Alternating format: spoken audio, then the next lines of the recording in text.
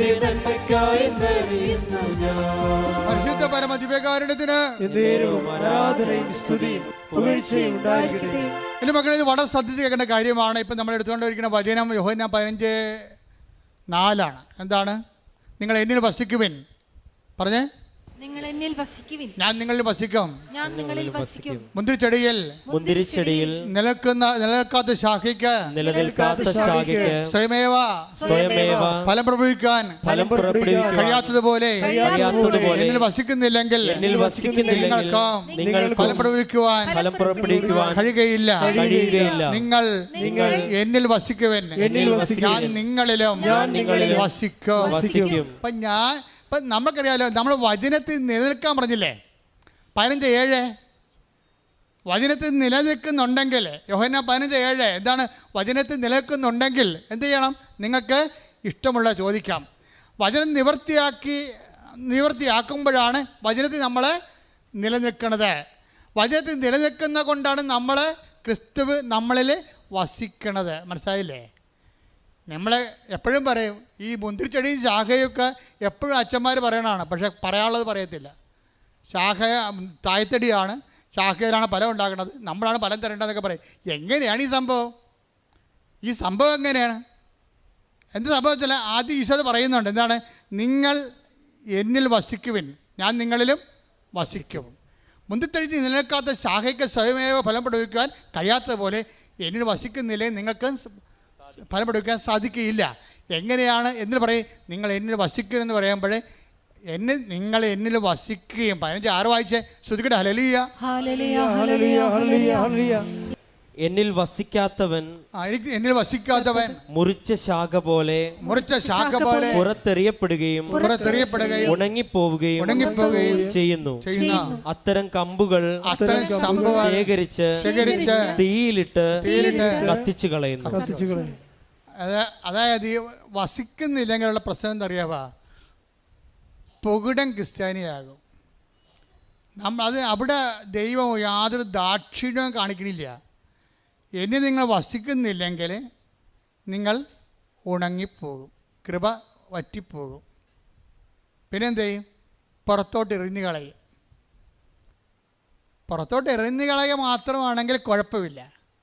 അതിൻ്റെ അകത്ത് ദൈവത്തിന് കുറച്ച് സാഡിസം കൂടി കേട്ടിട്ടുണ്ട്. അതിൻ്റെ അകത്ത് എറിഞ്ഞു കളഞ്ഞ് ഉണങ്ങിപ്പോയ സാധനത്തിന് തിരക്കി എടുത്തുകൊണ്ട് പോയത് ചുട്ടുകളയെന്ന് പറഞ്ഞിരിക്കണേ. പോരെ? ഇപ്പോൾ ഒറ്റ നടക്ക് പോകത്തിൽ നടത്താം. കർത്താവിൻ്റെ വചനം അറിഞ്ഞതിന് ശേഷം അറിയാതെ ജീവിച്ചാൽ നിനക്ക് വെച്ചിട്ടുണ്ട് മകനെ. ഇത് നിസ്സാരമല്ലേ? ഇത് പറയാൻ സഭ ഇപ്പോൾ പറയണില്ലല്ല. സഭയ്ക്ക് എല്ലാ ആൾക്കാർക്ക് ഇക്കിളി കൂട്ടിയിട്ട് കുറേ ചിരിച്ചിപ്പിച്ച് എന്നാൽ പിന്നെ പട്ടപ്പ് കിട്ടേണ്ട ആവശ്യമില്ല. ആൾക്കാർക്ക് ഒരു സാധനം വടി കൊണ്ട് ആൾക്കാരുടെ പളക്കട കുത്തി കൊടുത്താൽ പോരെ. കർത്താവിൻ്റെ വചനം നീ അറിഞ്ഞതിന് ശേഷം നീ അറിയാത്ത പോലെ തലയെ മുണ്ടിട്ട് ജീവിച്ചാൽ പണി വരുന്നുണ്ട് അവറാച്ച. ഒരു മാർഗ്ഗമില്ല എൻ്റെ അകത്ത്. കർത്താവിൻ്റെ വചനം അറിഞ്ഞതിന് ശേഷം, അതായത് എന്താണെന്ന് വിചാരിക്കുക, എൻ്റെ മക്കളെ, നിങ്ങളുടെ കല്യാണവും വിവാഹവും മക്കളുണ്ടാകുന്നതും അല്ല ദൈവത്തിൻ്റെ പ്രശ്നം. ദൈവത്തിൻ്റെ പ്രശ്നം യേശുക്രിസ്തുവിൻ്റെ ചോരയാണ്. അത് ഈ ഭൂമി വീണിരിക്കുകയാണ്. അത് വെറുതെ ആയിപ്പോയാൽ, അവൻ്റെ വചനം കേട്ടിട്ട് അവൻ്റെ ചോരയെ നീ വ്യർത്ഥമാക്കിയാൽ പിന്നെ ദൈവത്തിന് മുമ്പിൽ നിനക്കെന്നാ വില ഉള്ളത്? അത് ഉണങ്ങിയ കമ്പ് പോലെ കരിഞ്ഞു പോകും. അതിനെ കത്തിച്ച് ചാമ്പലാക്കി കളയാവുന്നതാണ്. ചാപ്റ്റർ ക്ലോസ് ചെയ്യുന്നതാണ് പറഞ്ഞിരിക്കുന്നത്. ആ നിത്യതയിലായാലും നിൻ്റെ കാര്യം സ്വാഹ. പക്ഷേ മറിച്ചുടനെ ദൈവം പറയും, എൻ്റെ വചനം കേൾക്കുകയും പറഞ്ഞേ എൻ്റെ വചനം കേൾക്കുകയും അതനുസരിച്ച് ജീവിക്കുകയും ചെയ്താൽ നിങ്ങൾക്ക് ഇഷ്ടമുള്ളത് ചോദിക്കാം, നിങ്ങൾക്ക് ലഭിക്കും. എങ്ങനെയാണ് ലഭിക്കണത്? ദൈവത്തിൻ്റെ വചനം നമ്മൾ കേട്ട് പാൻസിയെ പോലെ വചനം നിലനിർത്തിക്കൊണ്ട് വചനം പ്രയോഗത്തിൽ വരുത്തി കഴിയുമ്പോൾ എന്താ സംഭവിക്കണത്? വചനം നമ്മൾ നിവർത്തിയാക്കി കഴിയുമ്പോൾ ഈശോ എന്താ പറഞ്ഞത്? ഞാൻ നിങ്ങളിലും നിങ്ങൾ എന്നിൽ വസിക്കുവിൻ. എൻ്റെ വചനം നിങ്ങൾ നിലനിൽക്കുന്നുണ്ടെങ്കിൽ ഞാൻ നിങ്ങളിൽ വസിക്കും. അതാണ് പ്രശ്നം. ഉടമ്പടിയുടെ ഉദ്ദേശം എന്താണ്? ക്രിസ്തു നമ്മളിൽ വസിക്കുകയാണ്. മനസ്സിലായില്ലേ? കാനായിലെ കല്യാണത്തിൽ വെള്ളം വീഞ്ഞാക്കിയ പോലുള്ള മിനിമം പരിപാടിയല്ല ഇത്. ഉടമ്പടിയിലെ ആത്യന്തിക ലക്ഷ്യം എന്താണ്? സുവിശേഷത്തിൻ്റെ ആത്യന്തിക ലക്ഷ്യമാണ്. സുവിശേഷത്തിൻ്റെ ആത്യന്തിക ലക്ഷ്യം എന്താണ്? ക്രിസ്തു നമ്മളിൽ വസിക്കുകയാണ്. ക്രൈസ്റ്റ് ഇൻ അപ്പോഴാണ് നമ്മൾ ക്രിസ്ത്യാനിയാകണത്. ചിലപ്പോൾ ജ്ഞാനസ്നാനപ്പെട്ട് കാണത്തിലായിരിക്കും, പക്ഷേ വചനം അവൻ്റെ നാമത്തിൽ വചനം സ്വീകരിക്കുകയും അവൻ്റെ വചനം ജീവിക്കുകയും ചെയ്യുമ്പോൾ it's of the by no means your Christian. നീ ആകും മതമൊന്നും പറഞ്ഞ ഒരു കാര്യമില്ല. എന്താ കാര്യം? നീ ക്രിസ്തുവിനെ സ്വീകരിക്കുക, ക്രിസ്തുവിൻ്റെ കൃപയിൽ ജീവിക്കാൻ വേണ്ടി ഒരു തീരുമാനം എടുത്തു കഴിഞ്ഞാൽ എൻ്റെ വചനം നിങ്ങൾ നിലനിൽക്കുകയും ചെയ്യുമ്പോൾ എന്താണ് നിങ്ങൾക്ക് ഇഷ്ടമുള്ളത് ചോദിക്കാം. എന്താ കാര്യം? നിങ്ങൾക്ക് ലഭിക്കും. എന്താണ് ലഭിക്കാൻ കാര്യം? എന്താണ്? ക്രിസ്തു നമ്മൾ വസിക്കുന്നത് കൊണ്ടാണ് നമുക്ക് ലഭിക്കുന്നത്. മനസ്സിലായി? അത് നിങ്ങൾ അറിയണം. അതിൻ്റെ അകത്ത് അതാ വചനത്തിലുണ്ട്, അതിൻ്റെ അർത്ഥം വ്യംഗ്യാർത്ഥമുണ്ട്. 15:4 വായിച്ച് ശ്രുതിക്കട്ടെ. ഹല്ലേലൂയ ഹല്ലേലൂയ ഹല്ലേലൂയ ഹല്ലേലൂയ യോഹന്നാൻ 15:4. നിങ്ങൾ എന്നിൽ വസിക്കുവിൻ, നിങ്ങൾ എന്നിൽ വസിക്കുവിൻ, ഞാൻ നിങ്ങളിലും വസിക്കും. ഞാൻ നിങ്ങളിലും വസിക്കും. മുന്തിരിച്ചെടിയിൽ നിൽക്കാതെ ശാഖയ്ക്ക് സ്വയമേവ ഫലം പുറപ്പെടുവിക്കുവാൻ സാധിക്കാത്തതുപോലെ എന്നിൽ വസിക്കുന്നില്ലെങ്കിൽ നിങ്ങൾക്കും സാധിക്കുകയില്ല. അപ്പൊ ഈ ഫലം പുറപ്പെടുവിക്കുക എന്നുള്ള സംഭവം ഉടമ്പടിയുടെ നിയോഗമാണ് ഫലം. ഈ ഫലം ഉണ്ടാകണമെങ്കിൽ എന്താ ചെയ്യേണ്ടത്? അത് ആത്മീയമാകാം, ശാരീരികമാകാം. ആ ഫലം ഉണ്ടാകണമെങ്കിൽ എന്ത് ചെയ്യണം? നിങ്ങൾ ക്രിസ്തുവിൽ വസിക്കണം. ക്രിസ്തുവിൽ വസിക്കണമെങ്കിൽ എന്ത് ചെയ്യണം? ക്രിസ്തുവിൻ്റെ വചനം നിങ്ങൾ നിലനിൽക്കണം. ക്രിസ്തുവിൻ്റെ വചനം നിങ്ങൾ നിലനിൽക്കണമെങ്കിൽ എന്ത് ചെയ്യണം? ക്രിസ്തുവിൻ്റെ വചനം നിങ്ങൾ പാലിച്ച് ജീവിക്കണം. അതാണ് ആൻസർ ചെയ്തിരിക്കണത്. അപ്പോഴെന്ത് പറ്റും? ഞാൻ നിങ്ങളിൽ വസിക്കും. 15:4. അങ്ങനെ ക്രിസ്തു നമ്മൾ വസിച്ചു കഴിഞ്ഞാൽ ക്രിസ്തുവിൻ്റെ ഫലങ്ങളാണ് ഉണ്ടാകണത്. അത് നിത്യത ഫലമുണ്ട്, അനുദിന ജീവിതത്തിൻ്റെ ഫലങ്ങളുണ്ട്. എന്താ കാര്യം? എൻ്റെ പിതാവ് എന്നിൽ വസിച്ചുകൊണ്ട് അവൻ്റെ പ്രവർത്തനങ്ങൾ ചെയ്യുന്നു. യോഹന്നാൻ 14:10. ഞാൻ പിതാവിലും പിതാവ് എന്നിലും ആണെന്ന് നീ വിശ്വസിക്കുന്നില്ലേ? ഞാൻ നിങ്ങളോട് പറയുന്ന വാക്കുകൾ സ്വമേധ പറയുന്നതല്ല, പ്രത്യുത എന്നിൽ വസിക്കുന്ന പിതാവ് തന്റെ പ്രവൃത്തികൾ ചെയ്യുകയാണ്. അപ്പൊ യേശുക്രിസ്തു വസിക്കുന്ന പിതാവാണ് യേശുക്രിസ്തുവിലൂടെ പ്രവർത്തിക്കുന്നത്. നമ്മൾ വചനം പാലിക്കുന്നതിലൂടെ ഈ യേശുക്രിസ്തുവും പിതാവും നമ്മളെ വസിച്ചുകൊണ്ട് സ്വർഗത്തിന്റെ ഫലങ്ങളാണ് പ്രവർത്തിക്കുന്നത്. അതാണ് ഉടമ്പടിയുടെ അൾട്ടിമേറ്റ് എയിം. കൈയടിച്ച് ശ്രദ്ധിക്കട്ടെ.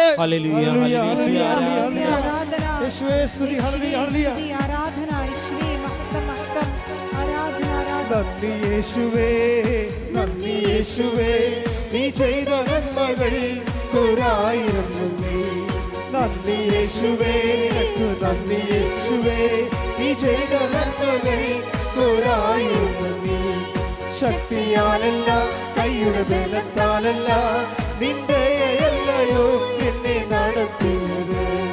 ശക്തിയാലല്ല, കൈയുടെ ബലത്താലല്ല, നിന്റെ അല്ലയോ എന്നെ നടത്തിയത്.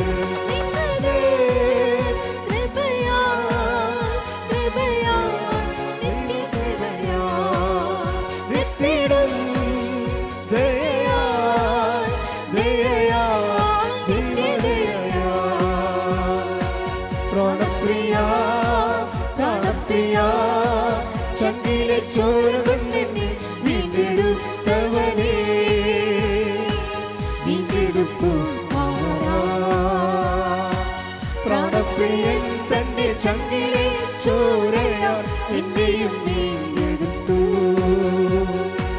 പ്രാണപ്രിയൻ തന്റെ ചങ്കിലെ ചോരയാൽ എന്നെയും വീണ്ടെടുത്തു. നന്ദി യേശുവേ, നന്ദി യേശുവേ.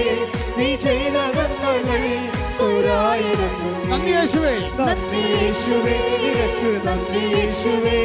നീ ചെയ്ത നന്മകൾ ഒരായിരം നന്ദി. ശക്തിയാലല്ല, കൈയുടെ ബലത്താലല്ല, നിന്റെ അല്ലയോ എന്നെ നടത്തിയത്. ശക്തിയാലല്ല, കൈയുടെ ബലത്താലല്ല, നിന്റെ അല്ലയോ എന്നെ സ്തുതിക്കട്ടെ. Hallelujah hallelujah hallelujah. ആരാധന ആരാധന യേശുവേ, മഹത്വം മഹത്വം ആരാധന.